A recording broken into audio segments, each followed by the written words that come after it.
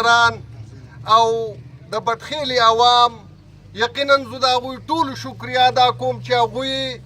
نن د پاکستان زنده‌باد ریلي کې شرکت وکړو. نو دا د دې نه ثابتېږي چې د دې خلکو د دې وطن سره د دې پاکې جنډې سره مینه ده او محبت دی. د انجمن تاجران د تنظیم د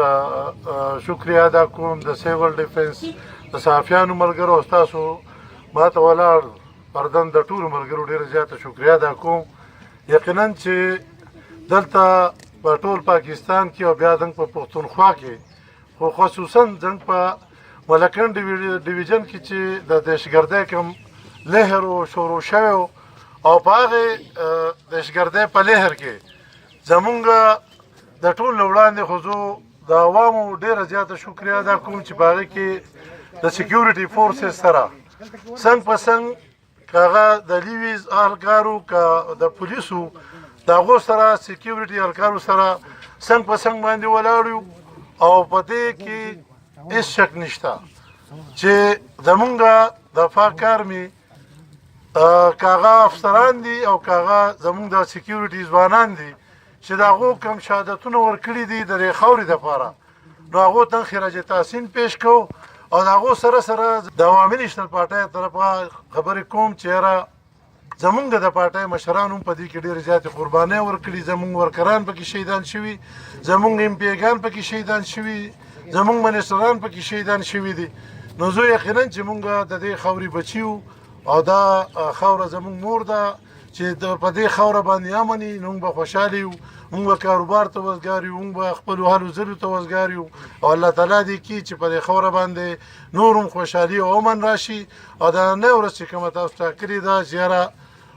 پاک فوج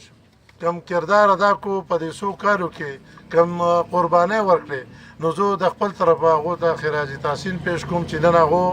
ګڼ تعداد کې راغلي د ټولو عوامو، د تاجرانو، د سیول ډیفنس او د هر رضاکار چې کم په دې کې خپل قدمونه کېښوده او دا ریلې په ګڼ تعداد باندې د امن ریلې کامیابه کړه. د دې ټولو ډېر مشکور او شکرګزار یم چې تاسو راغلی د پاکستان دپاره او د امن دپاره ټول راووتئ، خپل کارونه هم پرېښوده او په دې ریلې کې هم شرکت وکړو. امن چې کوم دی دا راغلی په قربانو سره، دا داسې نه دی چې راغلی داسې چې یاره یو سړی راوړی دی دلته ایښودی، دا ډېر په قربانو سره راغلی دی. د ټول نه زیات چې کوم دی په دې کې د ملاکنډ لیوي، د پاک آرمي او د عوامو، هغه عوام چې کم آی ډي پي شوي وو هغوی چې کوم دی د امن د خاطره چې کوم دی خپل کورونه پرېښي وو او آی ډي پي شوي او بل وطن ته تللي وو، د دې ټولو ته پاک آرمي ته، ملاکنډ لیوي ته او د عوامو ته چې کم آی ډي پي شوي وو خپل کورونه یې پرېښي وو، په دې نننه موقع باندې دې ټولو ته زه خراج تحسین پیش کوم. سره سره د امن نامه ډېر په اسانه ویلی کېږي، خو دا ډېر ګران کار دی. امن خرابول ډېر اسان کار دی، امن راوصل ډېر ګران کار دی. الله دې زمونږ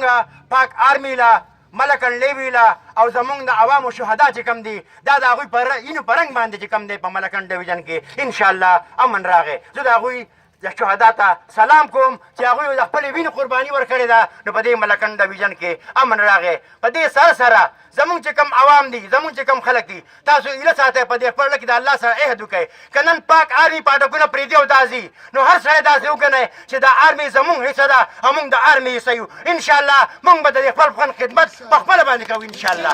شوي وو بدامني وه، بمونه ول، دماکې وې، قسمه قسمه اذیتونه په دې قوم په دې علاقه باندې تېر شوي دي. د هغې سره سره که موږ د ملکنډ نه بار سوچ وکړو نو دا لهر په ټول پاکستان کې خور شوی و او یو داسې حالات جوړ شوي وو چې خلکو خپل بچي پرېښودل، خپل کورونه یې پرېښودل، خپل مالونه یې پرېښودل او په داسې حالاتو کې د پاکستان سیکیورټي فورسز د مسیحا په شکل کې رالل. د هغې سره زموږ چې کم لوکل ملکنډ لیویز ده د هغوی د قربانو نه انکار کول نه دي پکار. دوی دواړه شانه بشانه ودرېدل او د پاکستان د دې خاورې د حفاظت دپاره د خپل ځانونو د قربانو نه دریغ ونه کړو او د دوی د قربانو نتیجه ده چې نن په دې خاوره کې په دې ملک کې د امن یو هوا جوړه شوې ده. نو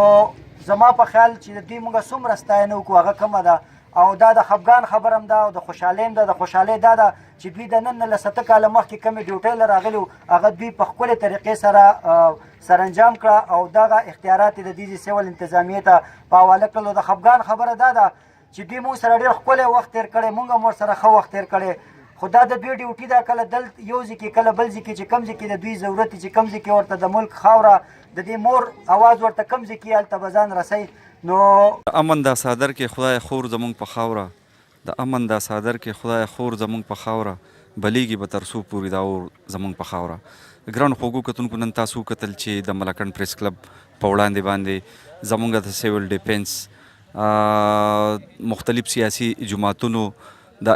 ایمرجنسي فورس او دغه شانتې ډېر تنظیمونو چې دی نو هغوی نن د وطن سره د مینې هغه اظهار وکړو. تاسو ته پته وي چې یاره په ملکنډ ډویژن کې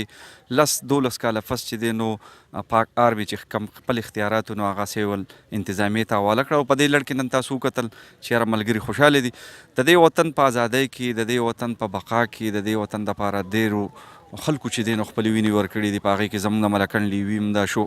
پاک آرمي هم دا، اولس هم دی. په نبي ویلې چرمن هغه راغلی دی او زه غواړم چې هغوی لږ لیټ رالل، د هغوی تاثرات ورو چې یاره د دې وطن په حواله باندې هغوی څه وایي. اعوذ بالله من الشیطان الرجیم، بسم الله الرحمن الرحیم. د ټول نه مخکې خو زه د فاک ټي وي ډېره شکریه ادا کوم چې هغوی موږ له د خبرې کولو موقع راکړه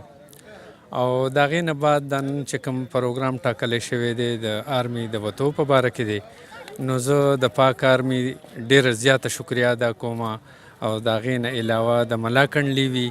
او د هغې نه علاوه زموږ د قوم چې په دې کې کم شهیدان زمونږ مړه شوي دي هغوی ته سلام پیش کوم چې هغوی په پاک آرمي باندې ډېر تکلیفات او ډېرې سختې راغلي دي. داسې زمونږ د آی ډي فیز چې زمونږ کم تلي وو په هغوی باندې هم ډېر تکلیفونه راغلي دي او نن مونږ ډېر زیات د ملکنډ عوام ډېر زیات خوشحاله دي چې پاک آرمي نن زمونږ نه د خیره سره په رخصتېدو کې ده، په وطن کې امن دی د خیره سره او مونږ هیله لرو د انتظامیې نه، د ملاکنډ لیوي نه چې هغوی به هم دغه شانتې د خیره سره زمونږ د امن برقراره وساتي. ډېره مننه. الیاس خان تاسو بسم الله الرحمن الرحیم. زه ستاسو د پاک ټي وي او د دې ملګرو ډېر شکرګزار یم چې موږ له دومره موقع او وخت راکړو چې موږ د خپل وطن او د خپل رڼا خبرې ستاسو سره وکړو. الحمدلله نن چې دا کومه ورځ ده او د آرمي دا وتو او دا ډېر فخر او ډېر په ایماندارۍ سره ګڼو راغلي ولم په ډېر تعداد سره یو، ځکه چې دلته کم د دهشتګردۍ او کم د مثبتونو لهر و نو ډېر په مشکلاتو کې لکه ټول عوام وو، که هغه غریب دی او که آرمي دی او که لیو، ټول ډېر په مشکلاتو کې وو.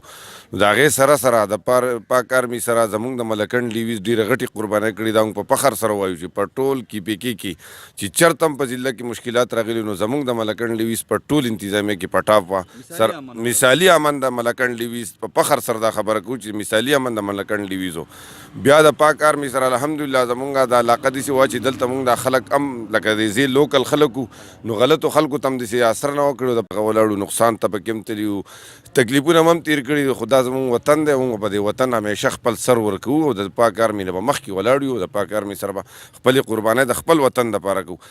دغه شانې دې خاورې او دې وطن دپاره د عوامي نشره پارټۍ خلکو ډېرې غټې قربانۍ ورکړي دي چې ښه الله تعالی ته هم ښکاره ده او دنیا ته هم په ډاګه ده. خو ښه خلک او خلک د وطن چې دغه نه نو هغه تښتېدلي، خو عوامي نشره پارټۍ د دهشتګردۍ یا د دی نه هېڅ چېرته هم نه ده په شا شوي او څنګ په څنګ ولاړله. نو دا زموږ وطن دی الحمدلله، خدای دې سخته نه راولي. هر ټایم به د آرمي سره او د خپل بارډر او د خپل وطن قربانۍ ته سل په سله ولاړ یو. ستاسو ډېره زیاته مهرباني، یو جهان جنه شکر. دا وطن او دا سپرلی دی همیشه وي، د دې خاورې ننګیالي دی همیشه وي او ډېر تاوده بادونه دلته الوتلي، په دې خاوره خوشحالي دی همیشه وي.